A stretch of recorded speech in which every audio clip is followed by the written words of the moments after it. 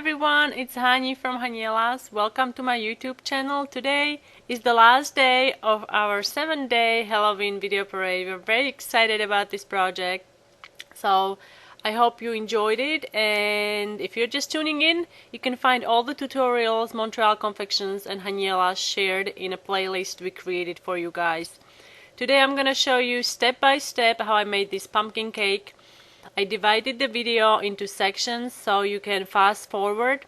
In first section I'm going to show you how I baked the sponge cake. Then section 2 is all about decorations, chocolate bed toppers, fondant leaves and marshmallow stem. And the third section I'm going to show you how to put the whole thing together. So if you want to see, let's say, decorations, you can click on section 2 decorations and it will take you to that spot. To make the cake you need a flour, powdered sugar, eggs, baking powder. You also need cocoa powder, vanilla extract, milk, and vegetable oil.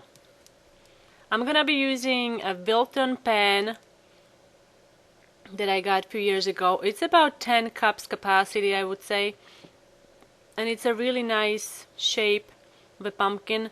So you want to make sure that you brush softened butter. You don't want to use melted butter, just softened butter all over the inside, and then flour.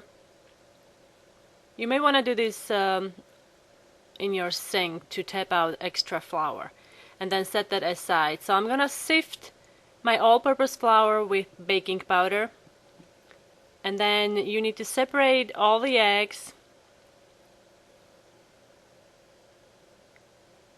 And then we can start making the meringue.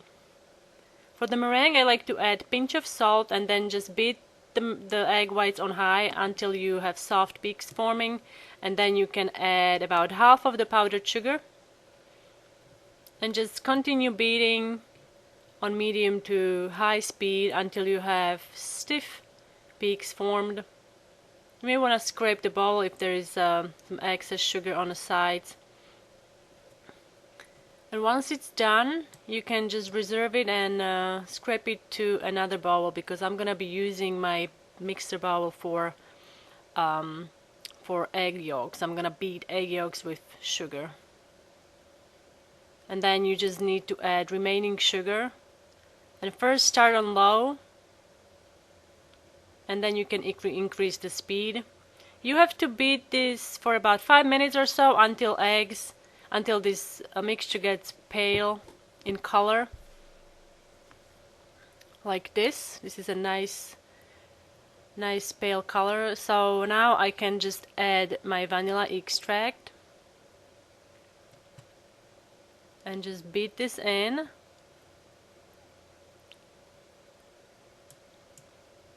And now I'm going to add all of the milk. You want to use warm milk, do not use cold milk.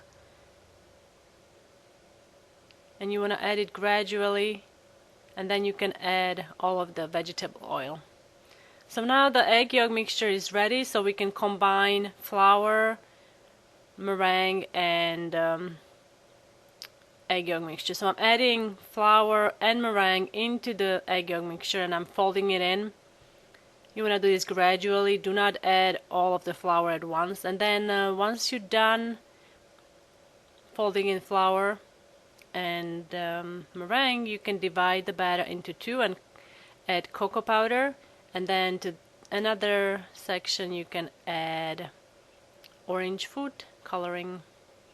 You could also do green food coloring, that would be cool. And then just divide this into your pan. You don't have to really go fancy, you can just pour it into layers, maybe starting with the chocolate, orange chocolate, and so on. And then you're gonna bake this at 385 for about 30 to 35 minutes. You can test it out with toothpick or a bamboo stick. If it comes out clean, it means they are done. And then you just have to invert it and let it cool completely before you move on to the next step. To make the decorations for the pumpkin cake, I'm gonna make bed chocolate toppers first. So you have a template ready. You can find these on my blog. And I also melted some candy melts wafers, and here are my super cute micro marshmallows. They are so cute. You can cut them in half, and we're gonna use those for the eyes. So you need to make a little opening on your bag and then start piping the bed first, and then fill it with chocolate. Chocolate behaves a little differently than royal icing, so it has a different flow. And then you just have to push it, and then you may want to shake it a little bit so it smooths out the surface. And then you can add a toothpick. Just press it very lightly in, and then you need to pipe more icing on top of it so it holds the toothpick in once it cools, once the chocolate hardens. And now we can put the eyes in. You may want to use your decorating tweezers if you have some. It'll be easier because these marshmallows are super tiny. And now you just have to let it set. You can also refrigerate these to help with the setting up the chocolate, and this is what they're gonna look like. To make the fondant leaves, you're gonna need fondant. I'm using marshmallow fondant. You can find a recipe on my channel. And then using a small leaf, you can cut out the leaves. I colored the fondant with green. And then you can shape them a little bit and let them dry overnight.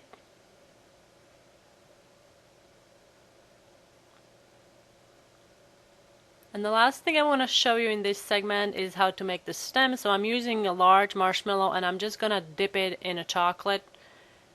And then you can rest them on a piece of wax paper and put them in a fridge until the chocolate hardens and you're ready to use it for the stem for your cake. To put the whole thing together, as you see, this is the pan I used to make the pumpkin cake. Both of the halves, they baked little domed, so I'm gonna trim the top. You can use serrated knife, or you can also use a little tool like I'm using if you have one. And then you can reserve the top for something else. And as you see, once you put them together, they fit snugly, so it looks like a really nicely shaped pumpkin. I'm gonna make a simple glaze for the cake. So I'm adding a little bit of butter and vanilla extract directly into the powdered sugar, and then you want to gradually add milk. It should have a smooth consistency. It should have somewhat a little bit of a flow. It shouldn't be too watery nor too stiff, because we want the icing to kind of like drape over the cake. And then you can add food coloring. I'm adding orange and a little bit of yellow. So it looks like it needs a little bit of milk, a little more. And now I think it's the right consistency. It has a nice flow. So just align both halves so they fit nicely together, and now you can just pour the icing. Do not pour all of the icing on top. You have to do it gradually to see if you need more icing, because I want the cake to be showing through. I don't want the whole thing to be covered with icing.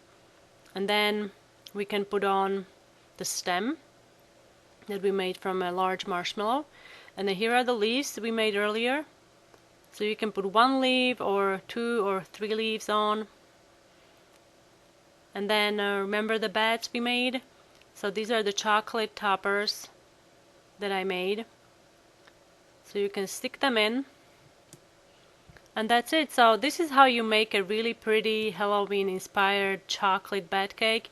If you'd like to see more video tutorials from this Halloween video parade we've been having whole week long, you can find a playlist and you can check it out there. I hope you'll give it a thumbs up.